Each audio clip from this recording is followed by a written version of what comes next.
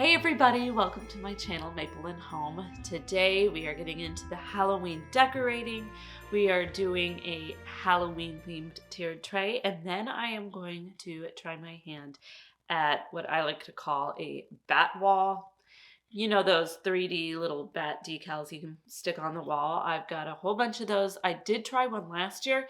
It turned out awful. So I have got a different idea going today, and I will be sure to share any tips and tricks with you that I figure out while I'm putting this together. You learn things from having done it badly once before. If you guys are new to my channel, I just want to say welcome. If you are returning, welcome back. My name is Amanda. I am a stay-at-home mom to two sweet little boys, and here on my channel, I like to share a lot of home decorating, shopping, and DIY content. So if that is what you guys are interested in, be sure to hit that subscribe button and ring the notification bell so you never miss when I upload a new video.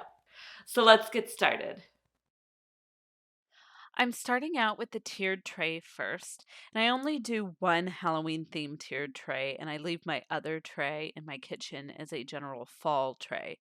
And part of that is because I only have enough items for one tray, and part of it is because I don't usually go all out Halloween all over my house. I kind of just like a smattering of Halloween decor, enough to celebrate, but not enough to have to completely redo everything. And that just comes from having been a working mom for so long.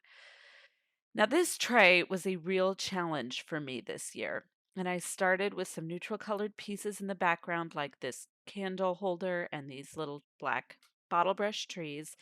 But then I started running into some size issues as I started to add other pieces.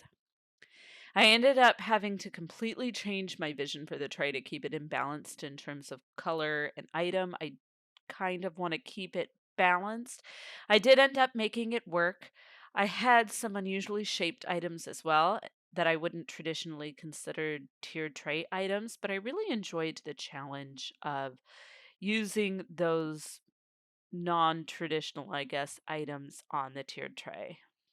So here is where I started running into the size issues and some of the issues that I was talking about earlier.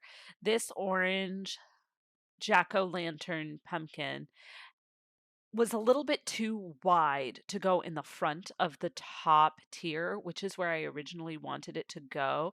I wanted it a little bit forward and off to the other side from the jack-o'-lantern, the white jack-o'-lantern on the bottom, and it just wasn't going to fit without a riser. So that meant I was going to have to push it to the back because it was going to be too tall to be in the front with all the other items that I intended to put on it. And so that's where all the problems kind of started, and then things kind of snowballed from there. This little house with the jack-o'-lantern on the front and the orange jute, I ended up not using on the tiered tray, which you will see later on, because everywhere I put it, it just blocked anything that it was in front. And it needs to be in the front, otherwise you won't see the little pumpkin. So I just had to cut that out completely in the end. But I tried really, really hard, as you will see, to get it to work.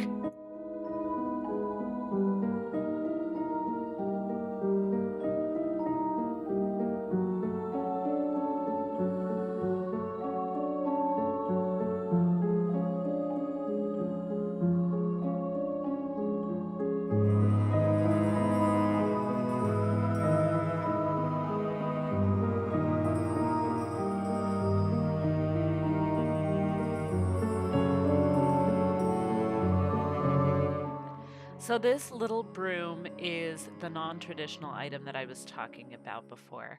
And it's just not something that I would typically use on one of my tiered trays because it cannot stand up on its own. It does have to lean on top of something, which means it's going to be moving across the tier and will inevitably be in front of something.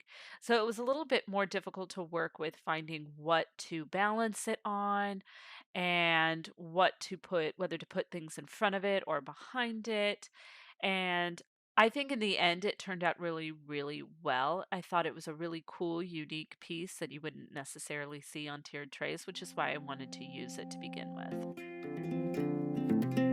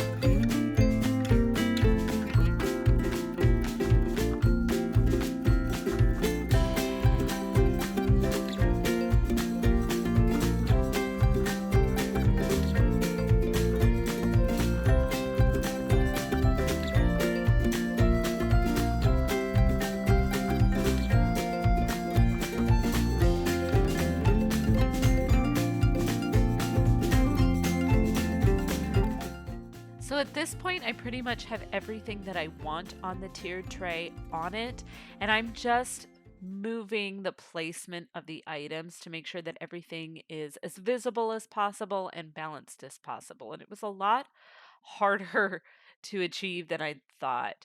I have only two white items on here. The majority of the items are black and orange.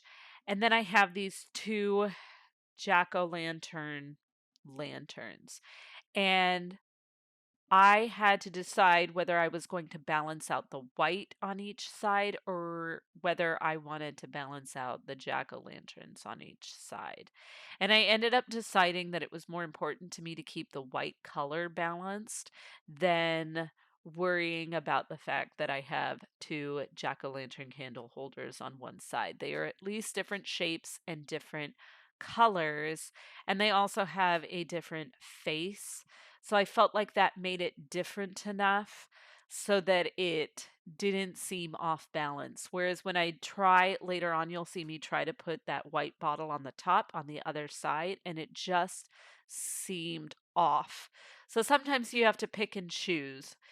If I had more items, I probably would have just replaced the jack-o'-lantern on top completely, but I am working with a limited amount of decor, and my Halloween budget was small, so I couldn't really go out and get too many more things. So I just had to make do with what I had.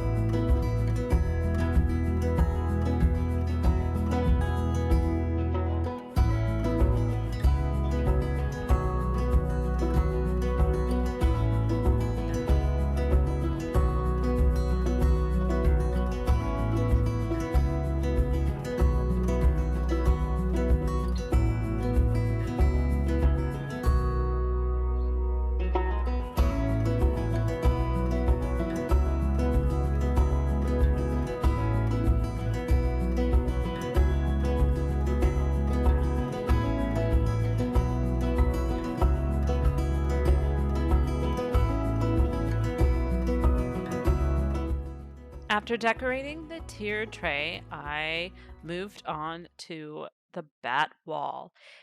Yes, I am drawing on the wall. One thing I learned from failing at this last year was that it was so important for me to know exactly the shape and direction I wanted the bats to fly in.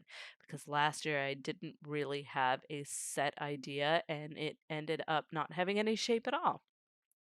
I had no plan beyond that general idea last year, and that was the biggest reason why it didn't work. This year, I wanted the bats to look like they are flying out of the tiered tray, so I just drew the shape on the wall as a guide for me. And then once I was ready to actually place the bats, I started with some bats from each size as I went up the wall because I wanted the bats to kind of get bigger or the bigger bats to be closer to the top as if they were coming towards you as well as coming out. And then that way I had a general outline that could be filled in with the smaller sized bats. There were very few bigger sized and medium sized bats compared to the smaller bats. So I wanted to make sure that I used those to the best of my ability and spread them out enough, and then I could just fill in with those smaller ones. I did get these decals from Amazon last year, and I will be sure to link them below in the description because I was impressed by how many I got. I used a ton of these last year for my previous attempt, and I still had plenty left over for this year. These are only I would call them one use bats, but the amount that you got for the price was, I thought, a really good value.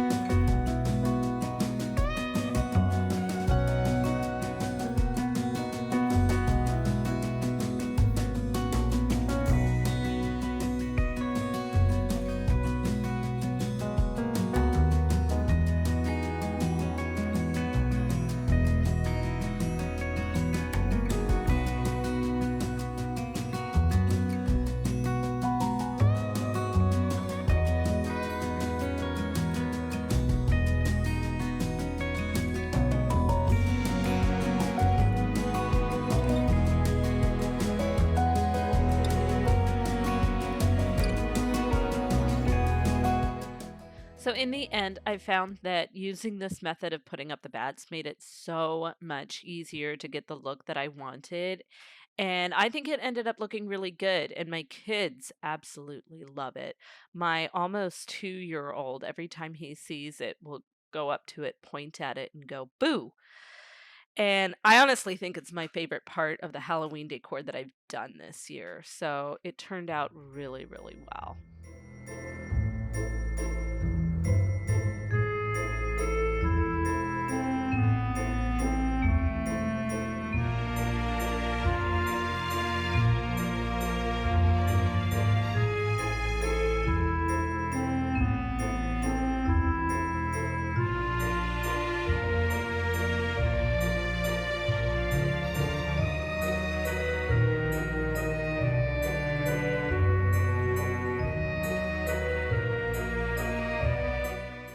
So that is all for today's video. If you guys enjoyed it, be sure to hit that thumbs up button to let me know, and I will see you guys in the next video.